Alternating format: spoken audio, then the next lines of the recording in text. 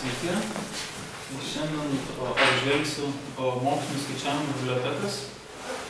Iš jų žinoti egzaminai reikės tiktais pagrindinės koncepcijas.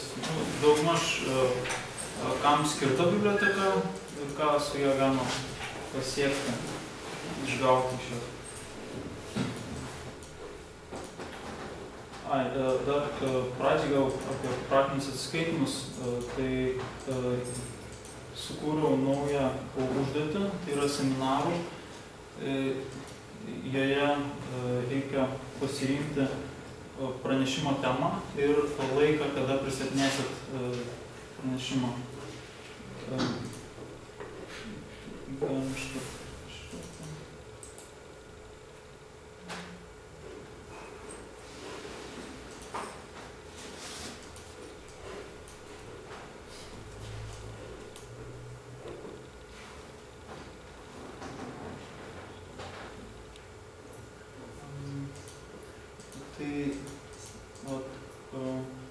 Galimos pristatymų datos yra kol kas nuo ateinančios savaitės iki gegužės 5. Kaip ir minėjau, pristatymai bus paskaitos pabaigoje, likusiam laikui. Aš manau, kad paskaitos truks maždaug valandą ir likusią valandą bus galima pristatinėti pranešimus. Pranešimas turėtų būti nuo 5 iki 10 minučių. Taip pat pristatinėti bus galima Pythono konferencijos metu, šeštadienį. Konferencija vyks šitoje auditorijoje. Tai keli pažįstami organizuojam tokį neformalų, tiesiog pažįstami susiorganizuojam renginuką, Pythono konferenciją. Ir prikviečiam žmonių ir pristatinėjom, kas ką naujo išmokė. Tai nebijokit, siūlau sudalyvauti. Artimu metu turėtų atsirasti registracijos forma, reikalinga išankstinė registracija į šitą renginį, bet nieko daugiau nereikia.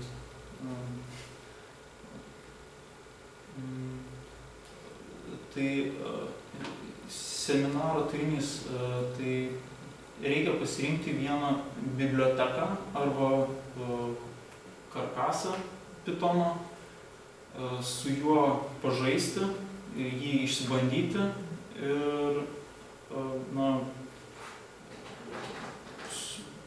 prašyti kodo su šita biblioteka ir išgauti kažkokius rezultatus. Tai yra, sakykime, pasirenkama vaizdų analizės biblioteka, pasirenkamas paveiksliukas ir siekiama kuo geriau rasti objektą paveiksliuke. Tai reiktų pranešimo metu pristatyti išsikeltą tikslą, realizuotą kodą ir gautus rezultatus. Tai iš esmės tokie įvertinimo kriterijai, kad reikia pirmiausia pristatyti temos aktualumą, tada ko siekta, kas išbandyta, kas gauta, pateikti kodo pavyzdžių, jeigu kiti studentai norėtų kažką panašaus bandyti, pateikti rekomendacijas. Čia pat galime kelti ir pristatymo skaidres bei nuorodą į kodo pavyzdžius. Šitie laukai yra neprivalomi, svarbiausia pasirinkti pavadinimą ir datą. Ir taip pat galime gauti raktinius žodžius susijusius su užduotim bei užduotis aprašymu. Toliau temos. Tai pateikiau pradinių 11 temų, kurios yra bendros, jas galima konkretizuoti. Šias temas gali rinktis skirtingi studentai, bet norėčiau, kad būtų nedaugiau 4 studentų ties kiekviena tema. Taip pat galite siūlyti savo temas, jeigu jau esate su kažko dirbę, su Pythonu kokią nors biblioteką, galite ją pristatyti tiems studentam.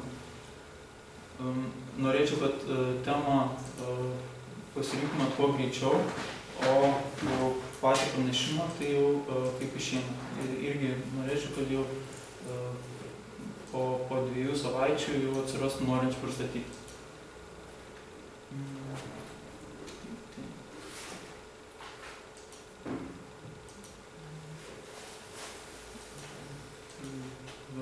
Šiandien mokslinės bibliotekos, tai pagrindinės yra NumPy, Pandas, Matplotlib ir SymPy bibliotekos. Apskritai CPy yra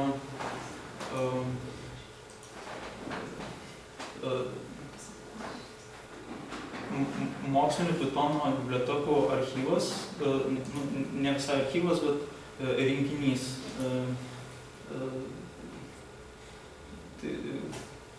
Buvo idėja sudėti visas mokslinės bibliotekas į vieną paketą, bet kadangi randasi naujų, tai ne visos išėjom. Tai iš esmės yra tokios pagrindinės mokslinių skaičiavimų Pythonų bibliotekos. NumPy, SciPy, Matplotlib, SymPy ir Pandas. SciPy yra apibendrinimas visoms ir bibliotekams, plus yra konkretus modulis, kuriame yra tam tikrų sprendimų, kaip kad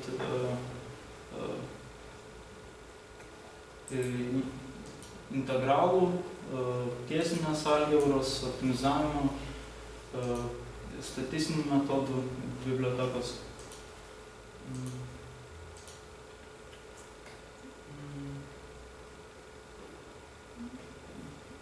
Čia taip pat paminėtas IPython, nes jis turi grafinę sąsają, su kuria galima inline piešti grafikus ir su jais dirbti. Tai yra, turi patobulinimų patogių mokslininkams. Tai didesnės bibliotekos yra NumPy, tai kaip aš vadinu, tai yra matricų programavimo paradigmos biblioteka, kurioje kintamieji yra matricos, skaičių matricos ir išeina atlikti patogiai veiksmus matricom. Jas transformuoti, dauginti, spręsti lygčių sistemas.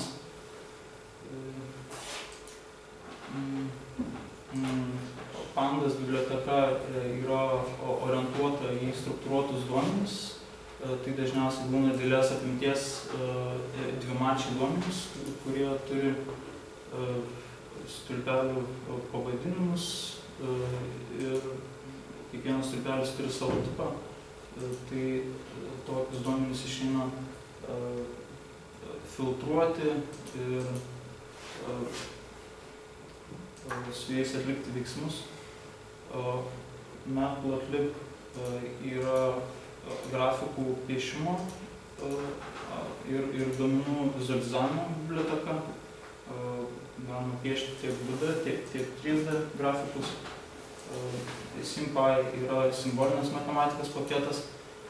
Jis yra alternatyva MATLAB'ui, tai yra ne MATLAB'ui, Maple'ui ar matematika yra toks paketas. Tai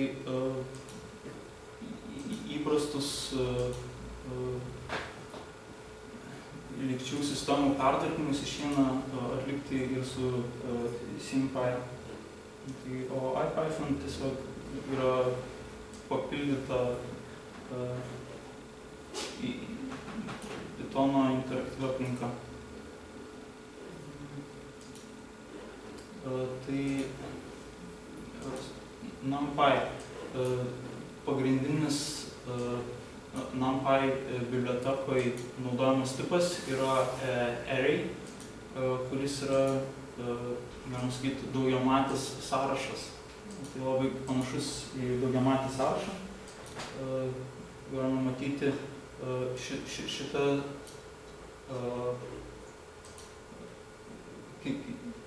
matricą,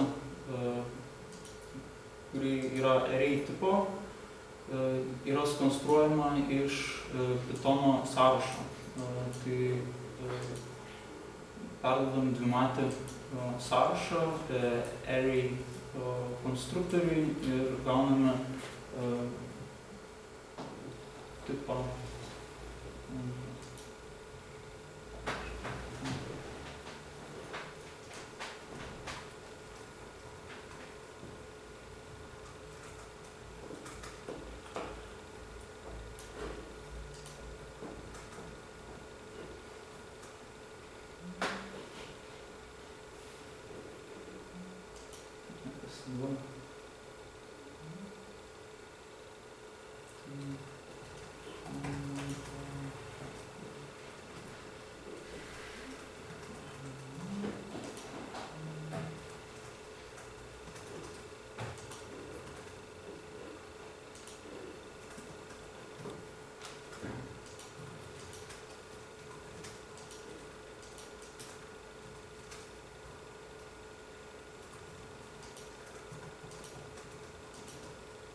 Tai yra dvimatė matrica, taip pat galima apibrėžti ir daugiamatę matricą. Ir turėsim tokią daugiamatę reikšmių lentelę. Tai šita matrica turi įvairių metodų. Tai pirmiausia yra elementų skaičius, size žino elementų skaičių, šiaip žino matmenis, kiek yra eilučių, kiek stulpelių. Su šituo duomenų tipų selektoriai yra kitokie nei sąrašuose. Tai jeigu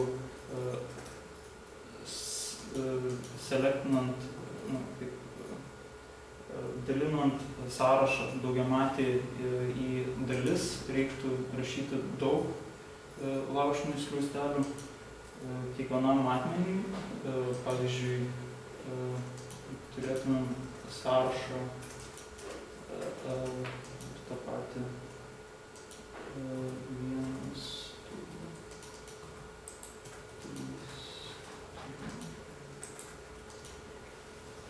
Tai norint selektinti, reiktų rašyti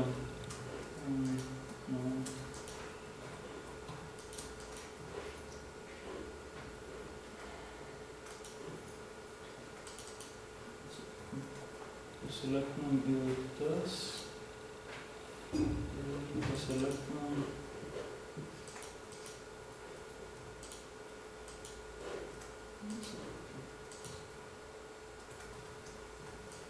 tai iš pirmos eilutės paimta, iš antros eilutės visi elementai. Tai su array kintamuoju array tipu galima tokia sintaksė, kad galima rašyti iš karto per kablelį atskirtus selektorius. Tai toks selektorius parinko antros eilutės visus elementus.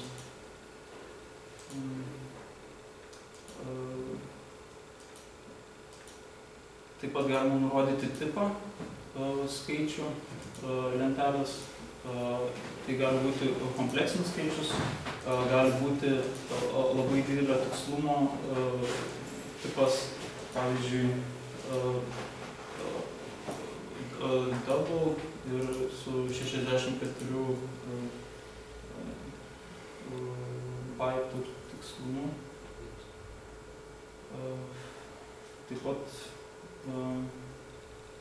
galimi įvairūs veiksmai. Pavyzdžiui, galima transponuoti šitą matricą, galima įdauginti matricą iš matricos, tai daugybos veiksmas su R kintamuoju yra apibrėžtas kaip daugyba panariui.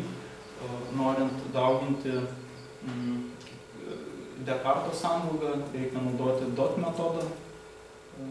Čia minėta, pavyzdžiui, atitinka matmenys Dekarto sandraugai. Tai T transponuoja matricą, tai pakeičia stulpelius su eilutėm, o dot padaugina Dekarto sandraugą.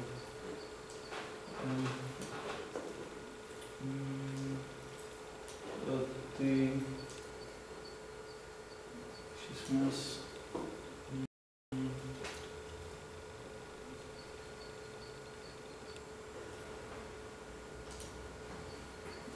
būna aprašytos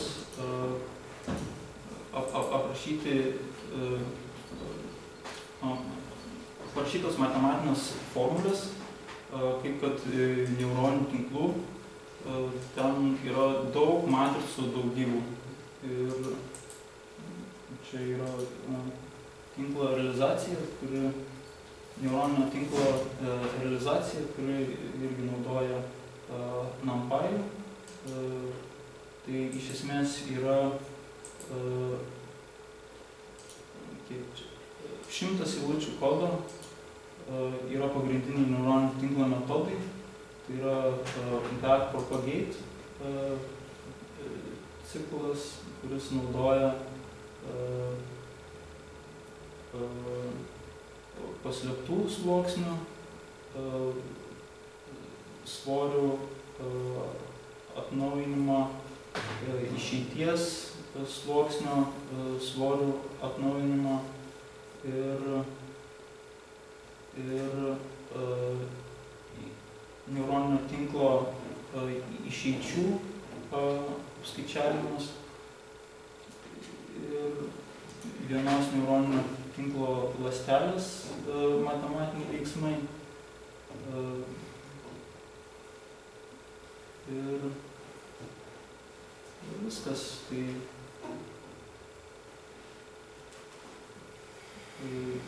4 metodai yra visas neuroninis tinklas.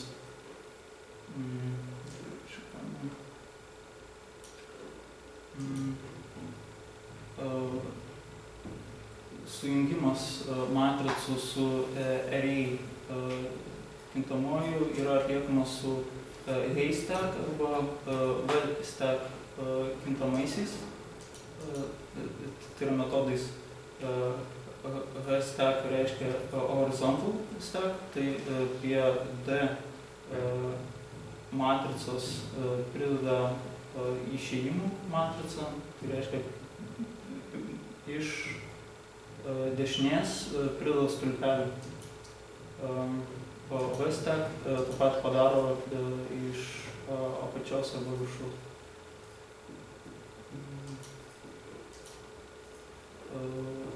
Taip pat yra ones, zeros, I metodai, kurie sukuria tuščias matricas iš nuliukų, vienetukų ar I sukuria su diagonaliniais elementais vienetukais, visi kiti elementai nuliai.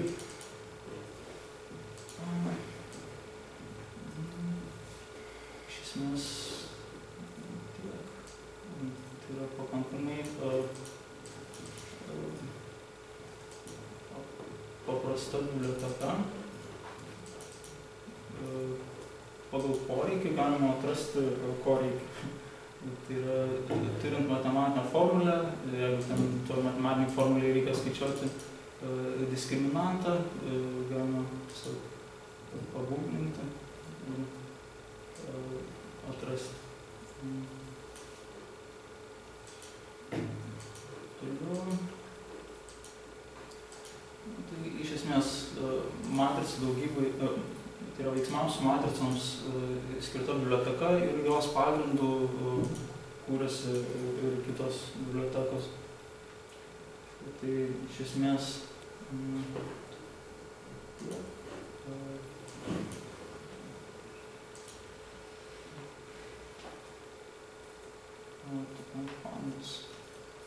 Pandos tai nesenai atsiradusi biblioteka, bet jos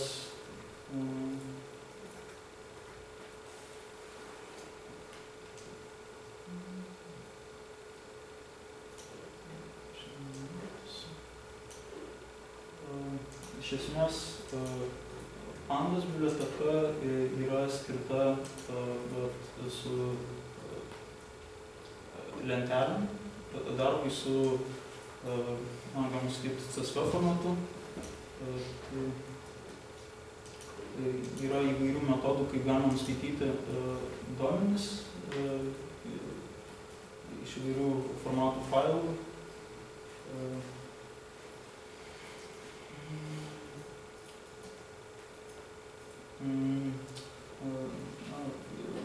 Yra selektoriai įvairūs,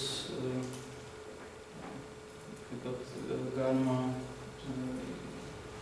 selektinti pagal eilutes, pagal pavadinimus, pagal datos intervalą, pagal pavadinimą ir,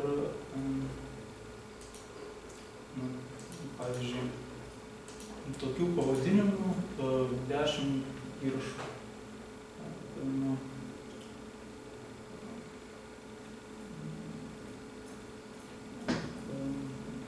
Pavyzdžiui, suskaičiuoja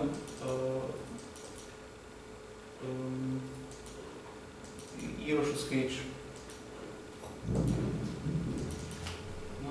Man, tiesą sakant, neteko dirbti su Pandos biblioteka, tai aš nelabai daug apie ją žinau, bet teko girdėti, kad ji yra labai puikia, ypač darbui su finansiniais duomenimis. Tai yra, turi daug statistinių metodų.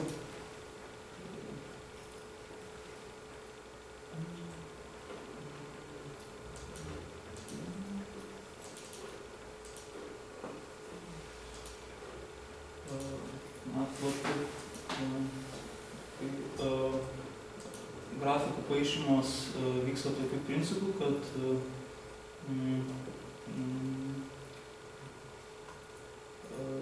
yra importuojama šita biblioteka ir yra pridedami taškai prie atmintyje esančio grafiko ir baigus dėti taškus yra tie grafikas pavaizduojamas. Tai įprastas naudojimas yra tiesiog X koordinatės, Y koordinatės ir tada taškų arba linijų spalva ir taškų forma. Tai O žymi tašką, X žymi žvaigždutę, yra įvairių selektorių ir įvairių spalvų. Čia per parametrus perdavus skirtingą selektorių galima išgauti skirtingą formą. Tai galima tiesiog nupiešti.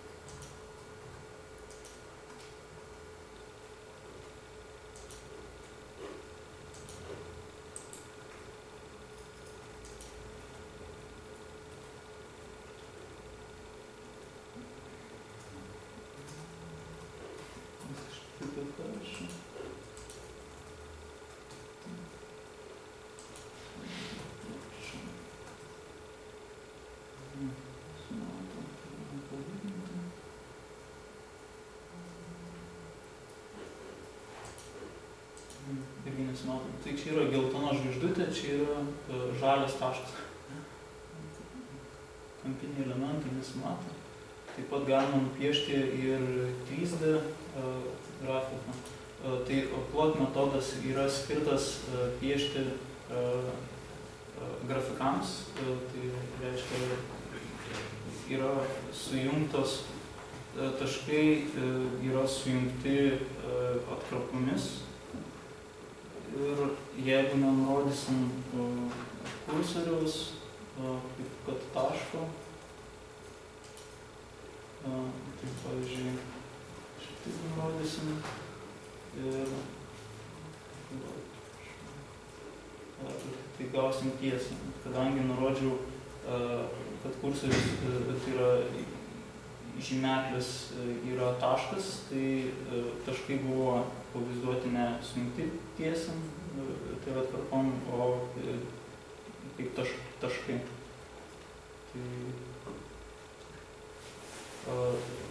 scatter metodas yra skirtas taškam vaizduoti. Tai jam galima perduoti ne fiksuotą spalvą visiems taškams, bet, sakykime, paletę, kaip taškai nuo savo vietos turi, kaip nuo taško pozicijos turi priklausyti taško spalva.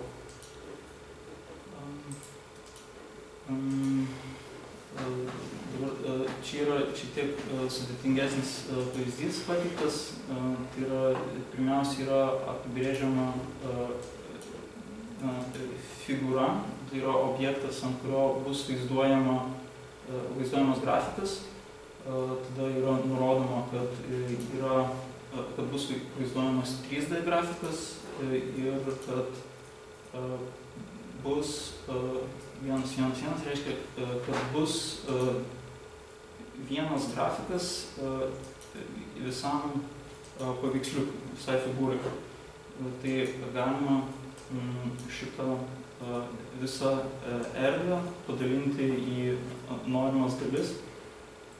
Pavyzdžiui, galima nupiešti 2 grafikus ant vieno paveiksliuko. Tai perdavus parametrą 1.1.2, čia, pavyzdžiui, tai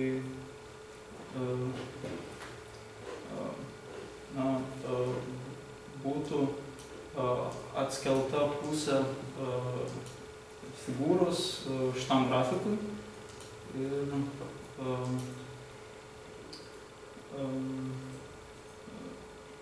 pridėjus kitą figūrą, tai yra iškėtus dar kartą su plot, su kitom koordinatėm, būtų galima ant tos pačios figūros nupiešti kitą grafiką.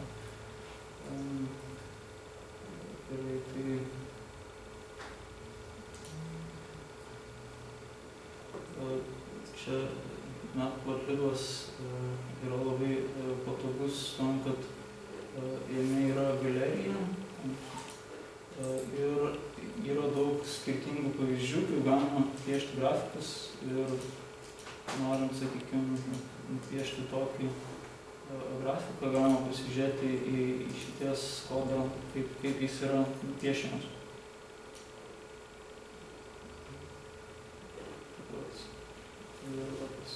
Šitų grafikų paišymų yra tikrai daug galimybių. Išeina nurodyti legendą, ašių pavadinimus, taškų, linijų irgi pavadinimus ar klases. Išeina pridėti elementus, tai yra tokius įžymėjimus, kaip čia tekstų dėžutes konkretiem taškam.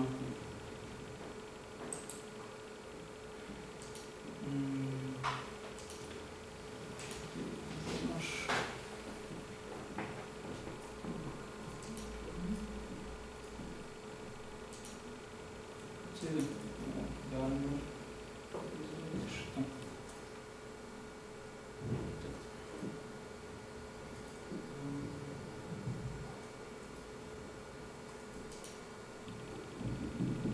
Toliau SymPy biblioteka, tai yra skirta darbui su išraiškom.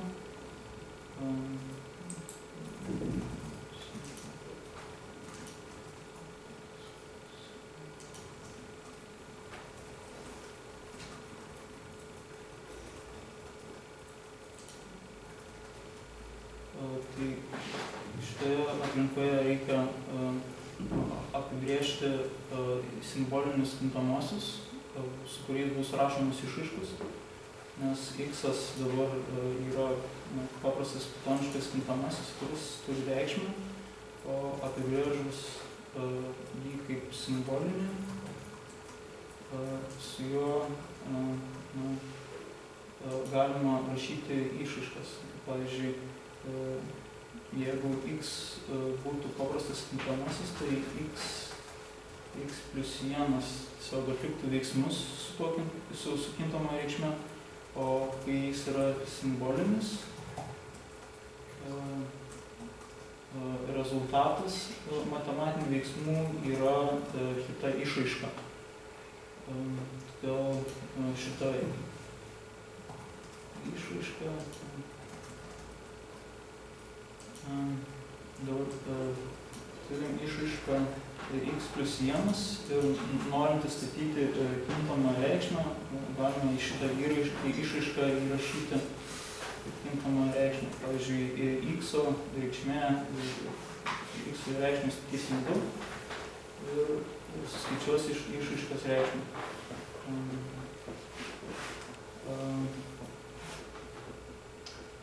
Tai iš esmės galima įstatyti kaip konstantą reikšmę, arba galima įstatyti kitą išraišką, galima agreguoti išraiškas. Pavyzdžiui, čia pavyzdį yra parodyta, kaip x-as yra pakeičiamas kita išraiška x kubu. Pavyzdžiui, jeigu dabar yra išraiška, tai jeigu apibrėžtume, kad y irgi yra simbolis,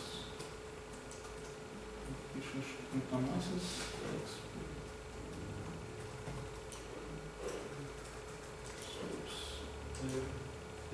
x-o šitoje išraiškoje pakeisime, sakykim, y pakeltą x-uoju išraišką.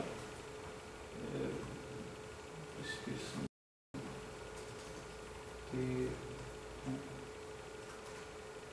gausi išraišką į y pakeltą x-uoju, tam y pakeisti x-u.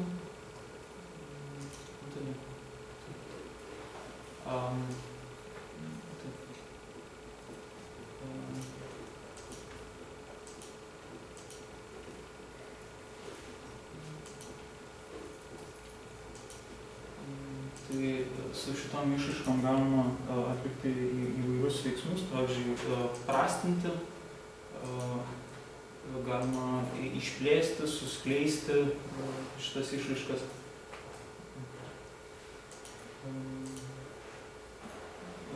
Galima atlikti matematinius veiksmus su išraiškom, pavyzdžiui, atimti vieną išraišką iš kitos ir supaprastinti rezultatą. Taip pat galima aprašyti diferencialinės, tai yra galima skaičiuoti integralus, diferencialinės lygtis, ribas,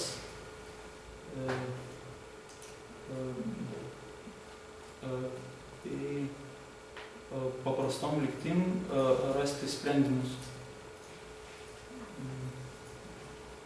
Tai, pavyzdžiui, diferencialinės lygties kosinus nuo x sprendinys pagal x yra minus sinus x. integruoti irgi taip pat galima, yra apibrėžiama lygtis, kurią integruojam, tada pagal ką integruojam ir intervalas nuo iki. SymPy turi tokį objektą,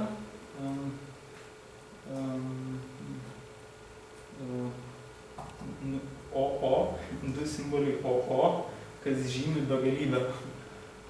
Šiaip Pythone įprasta begalybę žymėti inf, šitaip, jeigu pabandytumėm tai konvertuoti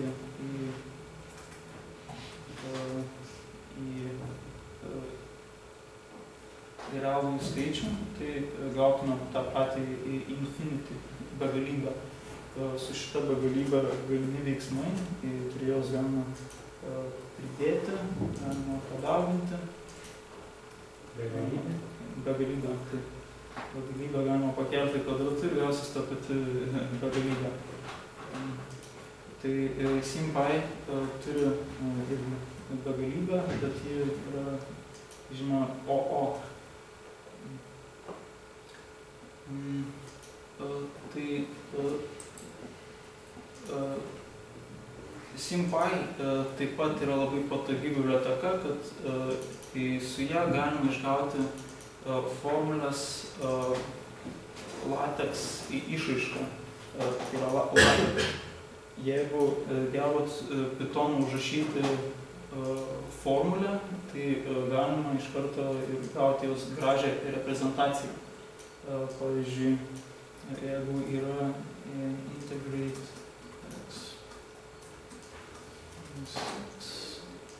čia skaičiaus integralą.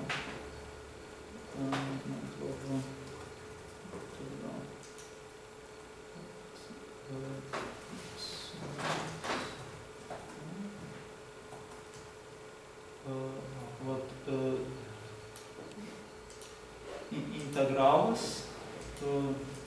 tokios išraiškos pagal x nuo 0 iki begalybės atrodo taip gražiai atspausdinta. Tai galima tą pačią išraišką gauti ir LaTeX formatu. Tai yra tokią kodo eilutę įterpus į LaTeX dokumentą būtų nupiešiamas toks pat gražus formulės pavaizdavimas.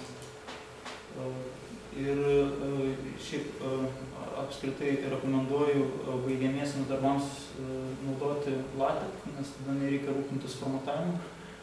Būna, kad ateina deadline'as ir reikia tvarkyti dokumentą ir po to pasimato daug stilistiškų stiliaus klaidų, ar ten paveiksliukai išvažinėja, ar ten šitas antraščių stilius netinkamas. Tai paskutinės dienas geriau skirti turinio, o ne formatavimo redagavimui. Tai va, tai matematinių skaičiavimų bibliotekas daugmaž viskas. O apie LaTeXą dar norėčiau pasakyti, kad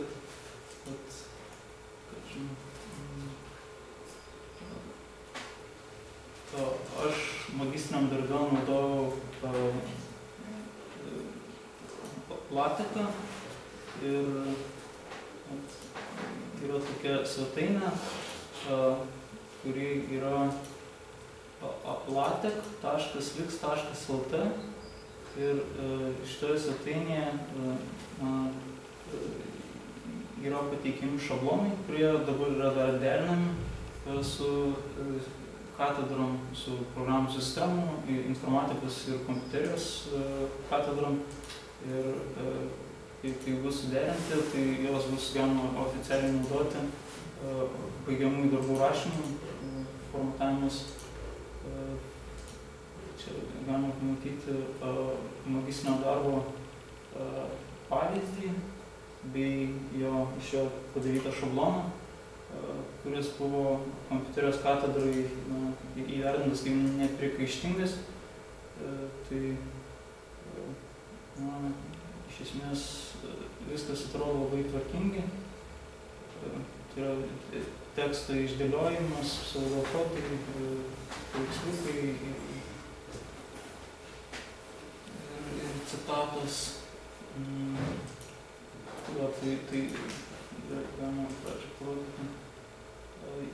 Ypatingai patogu, kai reikia rašyti matematinės formulės.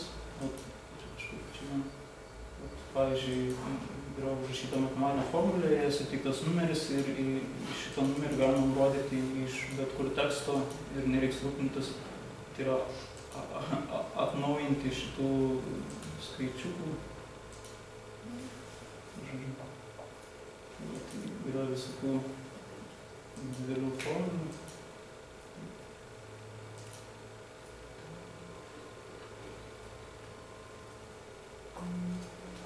Viskas dar galima nupiešti 3D grafiką, kad pamatytumėt, kaip galima padaryti paveiksliuką.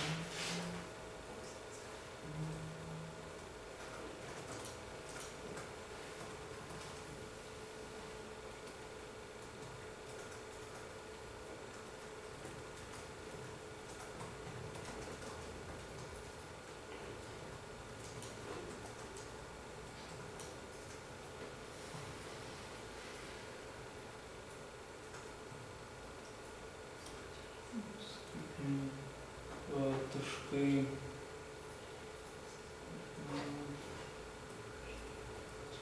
kubo taškai. Padėkime vieną tašką kubo vidury.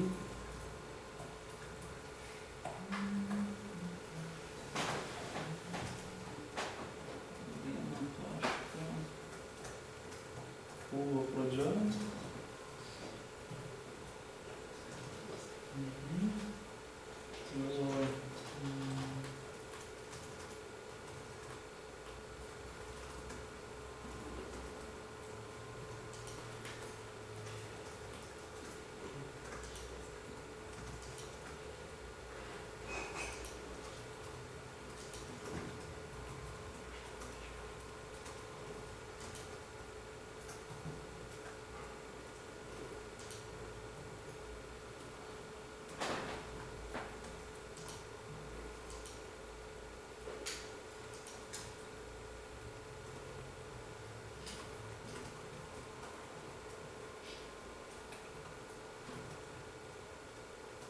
Tai kadangi matricoje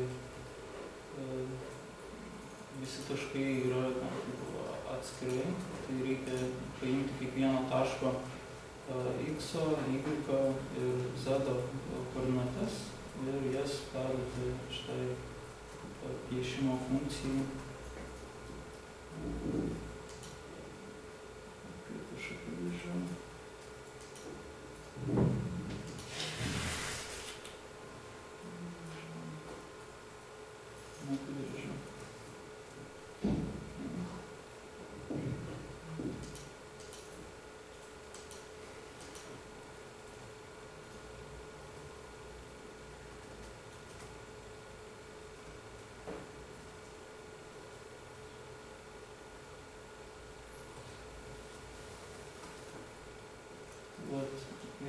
trys taškai, vienas per vidurį ir PSD aplinkoje jas pamatyti.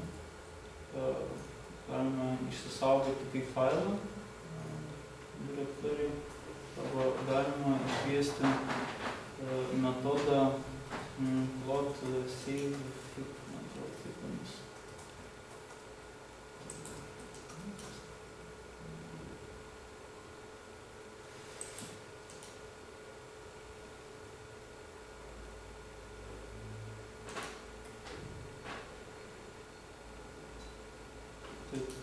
Savefig metodai reikia perduoti failo vardą ir į tą vietą bus išsaugomas grafikas. Taip pat galima nustatyti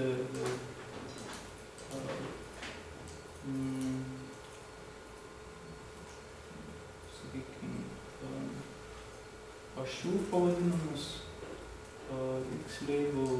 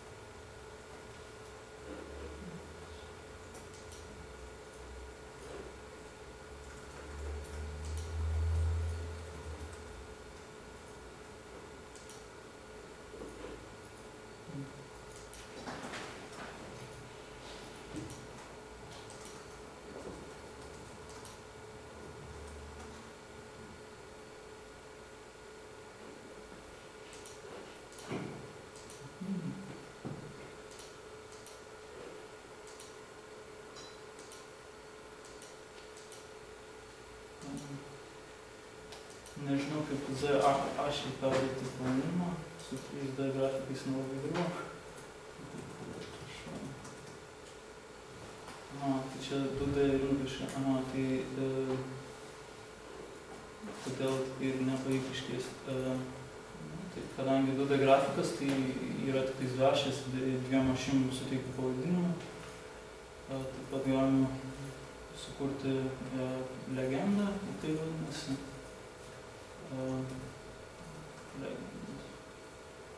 Ir galima perduoti pavadinimus.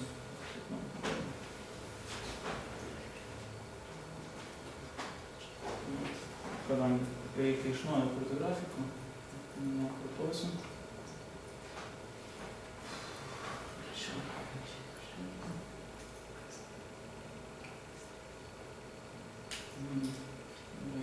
Legendas.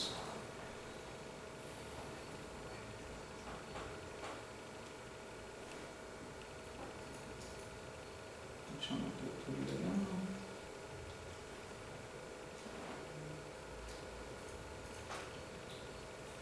Tiesiog yra legenda ir tada objektas, kuriam yra priskiriama legenda ir pavadinimas.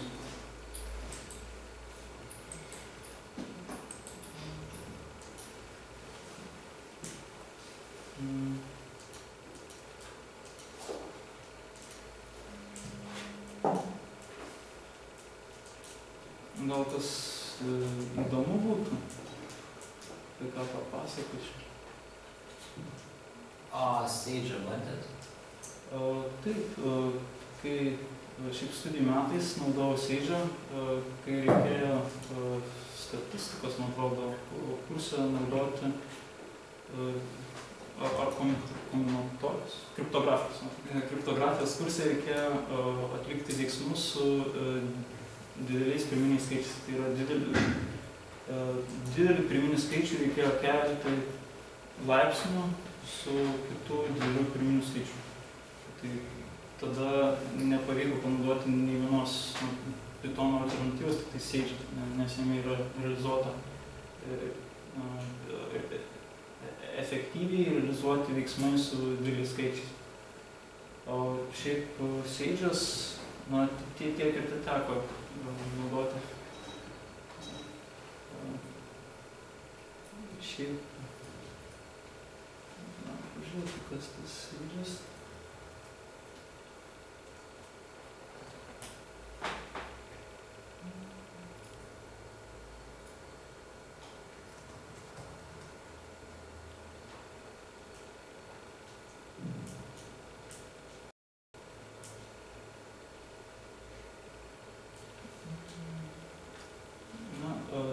Tiesiog žinau, kad Sage išeina naudoti kaip atskirą įrankį, kuriame sintaksė yra šiek tiek kitokia nei Pythone, bei išeina importuoti kaip Pythono biblioteką.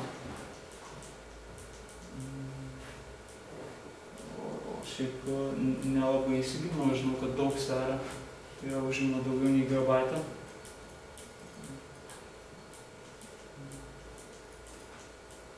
Užima daugiau negu gigabaitą, todėl kad ten įvairūs paketai yra sudėtingi. Jie ne vien Pythone rašyti. Jie naudoja open sourcinius kitus įrankius, kaip kad yra paketas R, kuris turi savo kalbą, tai Sage'as yra kaip vienas iš vidinių paketų yra R. Sage'as kaip wrapperis daugelį kitų paketų.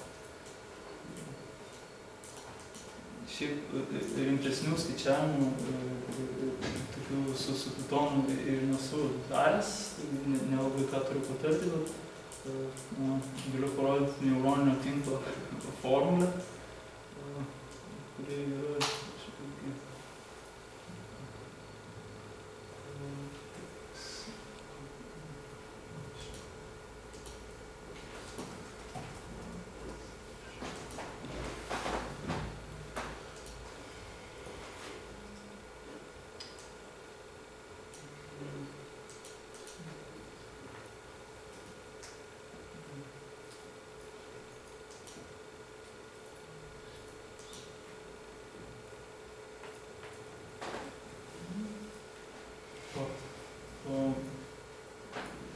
čia yra net, taip, galutinė neuroninio tinklo formulė atrodo taip ir čia yra jau kainoms jautraus neuroninio tinklo nuostolių funkcija. Gerai, galima rasti nejautrų kainoms.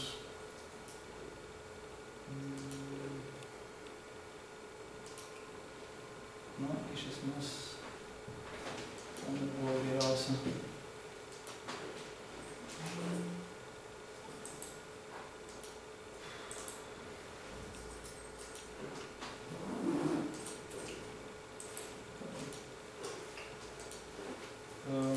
Tai čia yra vienas vektorius, minus kitas vektorius, transponuota, padauginus iš trečio vektoriaus, tai neuroninis tinklas, galima sakyti, yra svorio rinkinys ir kiekvienas neuronas turi savo einamąjį svorį ir na taip, ir sluoksnis turi savo bias, tai yra konstanta. Tai iš esmės tokią matematinę formulę išeina su nesunkiai realizuoti. Tai čia yra skirtumas tarp dviejų skirtingų neuroninių sluoksnių, tarp dviejų neuroninių tinklo sluoksnių, padaugintas iš duomenų ir pakeltas kvadratu. Ir šitie nuostoliai yra susumuojami, padauginami iš kainos ir gaunamas kainoms jautrus nuostoliai.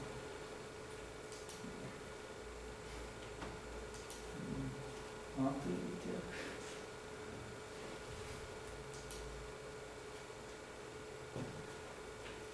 Tai šiandien viskas. Tai Sekanti paskaita jau bus apie Django, tai pradėsim nuo testavimo. Pirmąjį užduočiai daugumą studentų bandė naudoti šiokius tokius testukus, tai sekančią paskaitą pristatysiu, kaip reiktų tvarkingai rašyti paprastus testus, bei kaip reikia rašyti webui skirtus testus, to prasme, tinklapį testuojančius testus. Ir sekantį kartą jau pateiksiu trečios užduoties pasirinkimus ir bus galima pradėti daryti trečią paskutinę užduotį, kurioje reikės prašyti testą tinklapį bendram mūsų web projektui.